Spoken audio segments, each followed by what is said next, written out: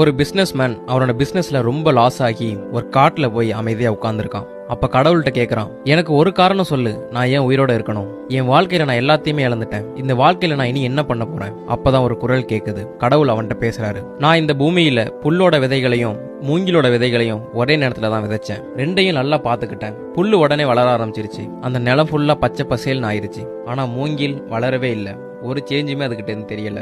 ஆனா அதை நான் கேர் பண்றதை நான் நிறுத்தல. புல்லை எப்படி பாத்துக்கிறனோ அதே மாதிரிதான் அந்த மூங்கிலையும் பாத்துக்கிட்டேன். ஒரு வருஷம் ஆச்சு, மூங்கில் வளரல. 2வது வருஷம் ஆச்சு, புல்லு நல்லா அடர்த்தியா வளர்ந்துருச்சு. ஆனா மூங்கில்டேந்து ஒரு சேஞ்சுமே இல்ல. 3வது வருஷம் ஆகியும் மூங்கில் ஒரு இலை கூட விடல. ஆனா நான் என்னோட நம்பிக்கையை விடல.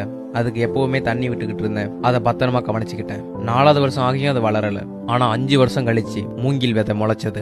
6 மாசத்துல புல்லை விட 20 அடி அதிகமா வளர்ந்து நின்னுச்சு. மூங்கி வளர்றதுக்கு 5 வருஷம் எடுத்துக்கிச்சு. அந்த 5 வருஷமும் அதோட வேரை பலப்படுத்திக்கிட்டு இருந்திருக்கு. அப்பதான் அதால 20 அடி வளர்ந்து நிக்க முடியும்.